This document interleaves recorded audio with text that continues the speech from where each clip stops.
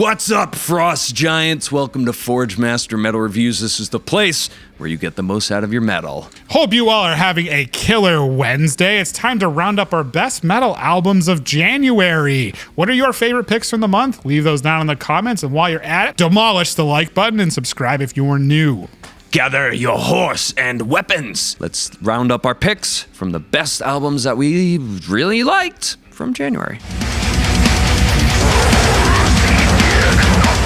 Shadow of Intent, Elegy, released January 14th, 2022. Easily one of the most exciting bands in the modern death metal scene. Shadow of Intent have released what is easily one of the best symphonic deathcore albums pretty much ever. You can tell these kids grew up listening to bands like Dimmu Borgir and Whitechapel because they seamlessly blended the two in a way that just truly sounds unique and natural. I was super inspired by this record, to be honest. Between devastating blast beats and breakdowns, which could be overly simplistic without the orchestrations, they fill everything. All the dead space in between a breakdown is filled with gorgeous symphonic elements that just fill the brim with amazing feel. One of the most impressive pieces of the album, though, in my opinion, is the vocal diversity and the outstanding performance of Ben. Gut-wrenching lows, killer shrieking black metal vocals. The intensity is brought to a perfect level with this guy, and he clearly held nothing back. I'm excited to see what Lorna Shore, though, has next, because so far, Shadow of Intent proudly wears the crown of best symphonic deathcore this year. I'm going to give this one 4.5 out of 5, Apocalyptic Wastelands.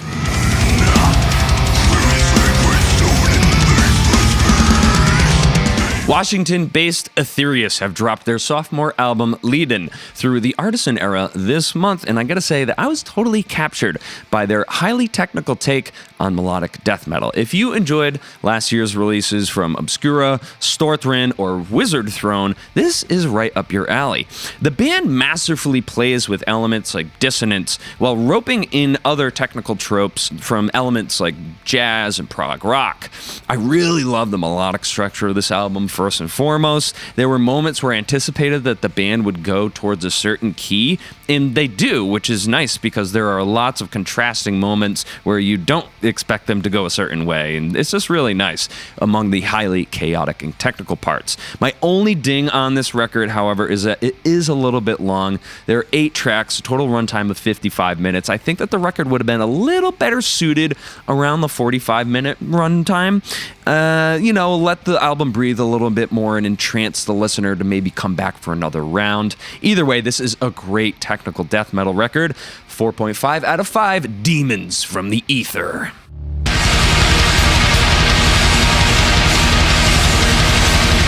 Wiegedood, There's Always Blood at the End of the Road, released January 14th. 2022. I'm honestly surprised that I loved this record as much as I did. I typically have a hard time with the relentless and trippy black metal bands that are like this one, but there was something so unique about it that I kept revisiting this record over and over again. I think what I loved most about this release was the production and the acid trip compositions within. Black metal typically consists of lo-fi production to purposely sound cold, but here they did something that was hi-fi production with purposeful distortion to make it sound really hard to listen to. There's hissy guitars, that sound that's just digitally morphed on purpose. Drums are intensely blown out and distorted. The vocals are just disgusting. Everything about this record screams ominous, psychotic, and melancholic at the same time. There's a little bit of weirdness on every track and a ton of twists and turns that kept me constantly surprised throughout its runtime. I'm not sure it'll make a best of the year black metal list, but it is a goddamn good record. I'm gonna give this 3.8 out of 5 Woodland Cult Symbols.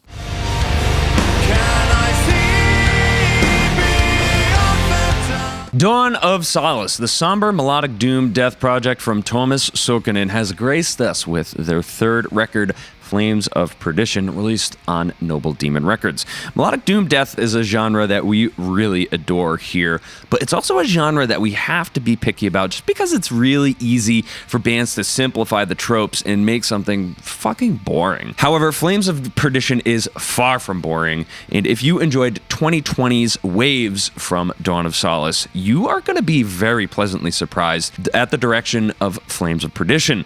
I like this one quite a bit more than Waves, if you you ask me. The diversity in the vocals is exactly what I wanted from this band, and the music, fucking killer as always. I don't think Thomas can write anything below average songwriting. Just that's how I feel. There were a couple of other melodic doom records from this month, but I think Flames of Perdition really incinerated them. I'm thinking this one might be around for our best of the year so far. We might even see it at the end of the year for our best doom.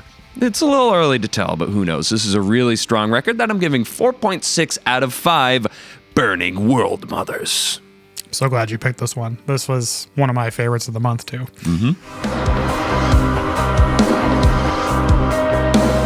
Underoath, Voyeurist, released January 14th, 2022. Another album that I was surprised how much I loved and revisited throughout the entire month. Voyeurist overall as a record is talking about how everybody is, surprise, a voyeur in a sense that we consistently look into each other's lives. And through things like social media, sometimes with or without consent. Creepy, right? For a band with such a long-standing and amazing career, this album sounds confident as hell, man. These guys are fired up, and they're playing like they're in front of a crowd of hundreds of thousands of people. So much energy on this album, and it's captured perfectly. My biggest gripe, though, with this album is the production. It sounds severely blown out, overly distorted, and honestly just straight up weird in a lot of ways. It's hard to tell if those blown out sounds are keyboards or guitars, but regardless, the performance all around on this album are freaking top notch. The production does not take away from the fact that these tunes are freaking banging. It's a straight up front to back fantastic record. If you like post-hardcore and metalcore, you cannot go wrong here. 4.5 out of 5, Voyeurs. Very glad to see that you put this one on here. I was very surprised, but I love the last few tracks on this one. The rest of the album, but yeah, overall, great pick.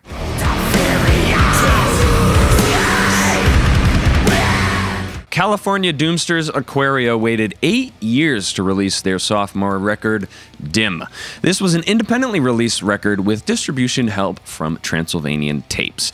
Get in, get out. Tattoo artist and ink master judge Chris Nunez says this phrase quite a bit to the tattooers he critiques. He's saying that there's no reason to fuck around and do extra shit if you don't need to. It's just a big waste of time. I applaud Aequorea for getting in and getting out on Dim. They delivered a 4-song split with a total runtime of 34 minutes. It's well-paced, says its piece, and moves on. I love the cinematic post-rock inspired build-ups in this album. It's stacked with those. This is a band that I'm definitely going to be putting on my radar. I'm eager to hear more from them. Dim gets 4.4 out of 5 Trees of Life. Another surprising one here. Comeback Kid, Heavy Steps. What a comeback, kids. I'm not that creative, apparently. These hardcore heroes are frickin' back, and holy hell does this album slap on all levels. This is the perfect blend of thrash metal, grindy bass tones, melodic punk rock, and hardcore all crammed into one pissed-off package. The vocals have so much frickin' attitude, performed with complete angry knucklehead catchiness that I just could not stop revisiting and fist-pumping throughout the entire damn album. I thought it was awesome that Nuclear Blast decided to put out this record because I feel like they know how to up the production value and really help out the bands who deserve it and who need it. Nuclear Blast are a fantastic record to build from. You've got Slayer vibes, Hatebreed, Sick of It all over Heavy Steps, and I've spun this record so many times in the gym that I'm still not sick of it, to be honest with you. This is a live band though, and there's so many sing-along moments on this album. Let's get shows happening, please, because I would love to see this live. 4.5 out of 5 beer-drenched tour vans. And it's time to talk about one of my favorite albums of the year so far. It's Dark Millennium's Acid River, released on Massacre Records. I gotta preface this by saying that I'd never heard of this band, which is a total shocker because this is a genre that we really adore and we pride ourselves in knowing some of the more underground bands. So when I heard Dark Millennium, I was like, who the fuck is this?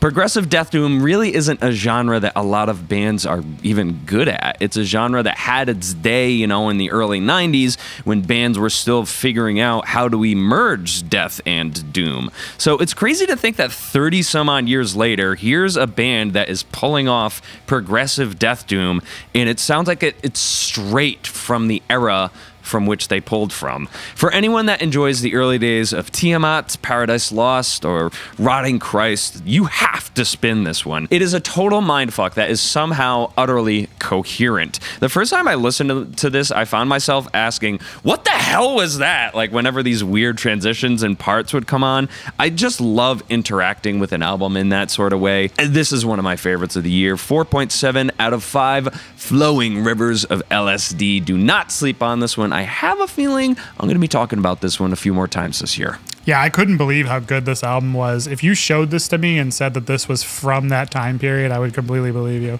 It is really that good. Mm-hmm. And what were your favorite albums from January, Forgemates? Be sure to leave some links down below in the comments. And if you haven't yet, choke the hell out of the like button and subscribe.